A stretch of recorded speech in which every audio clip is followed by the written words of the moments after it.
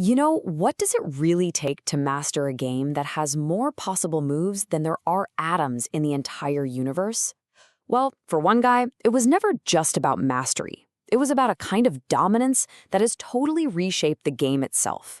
Today on The Explainer, we are diving deep into the Magnus Carlsen phenomenon. So how does one person get to the absolute summit of world chess and just stay there? We're talking about Magnus Carlsen, of course.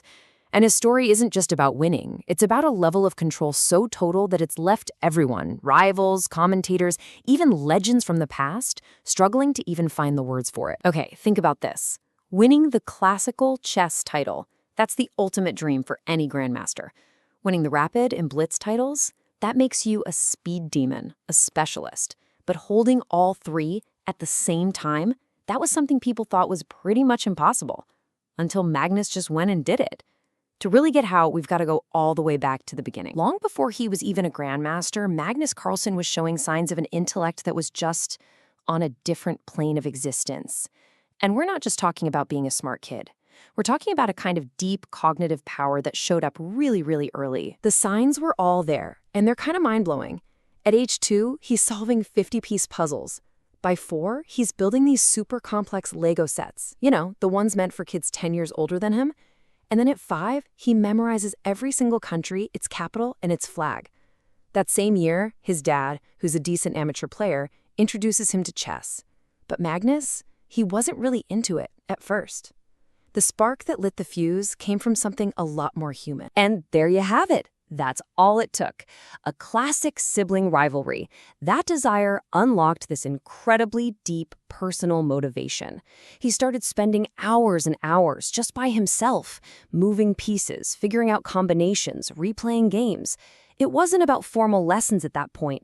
It was just pure, raw obsession, driven entirely by him. So once that obsession really took hold, Carlsen's rise through the chess world wasn't just fast, it was historic.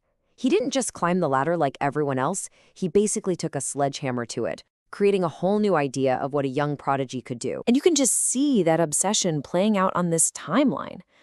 Becoming a grandmaster at 13, that's incredible.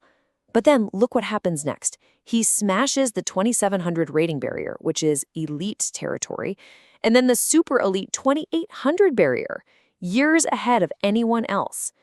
By the time he was 19, he wasn't just one of the top players. He was officially #1 in the world, the youngest to ever do it, 2882. To a chess player, that number is legendary. It is the highest official rating ever achieved in the history of the game.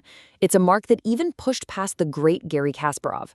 Statistically, it just represents the highest level of chess performance anyone has ever seen. Period. Now, being the #1 ranked player in the world is one thing. It's amazing. But to really join the legends, the immortals of the game, you have to win the World Championship. In 2013, at just 22 years old, Magnus Carlsen got his shot. He had to face the reigning champion, the absolute legend, Viswanathan Anand. And he beat him convincingly. But this wasn't just a one-time thing. It wasn't just a coronation. It was the start of an entire era.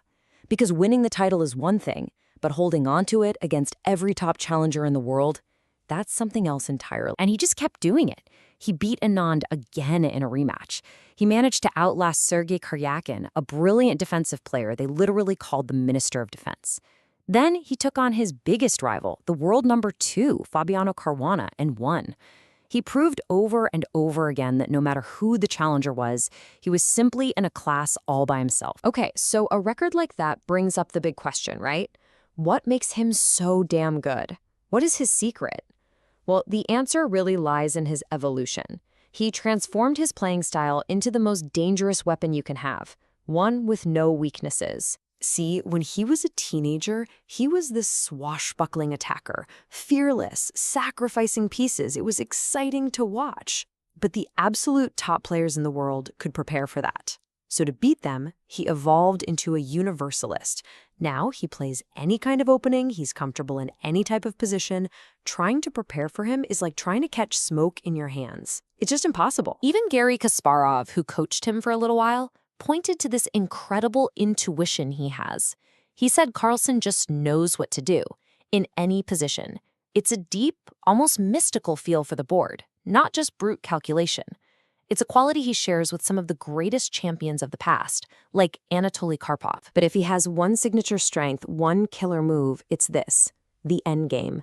This is where that childhood ability to just focus for hours and see patterns that nobody else sees becomes absolutely lethal. He takes positions that look totally equal, positions where any other grandmaster would just shake hands and agree to a draw, and he just keeps playing. He squeezes these tiny, almost invisible advantages until his opponents, totally exhausted and demoralized, finally crack under the pressure.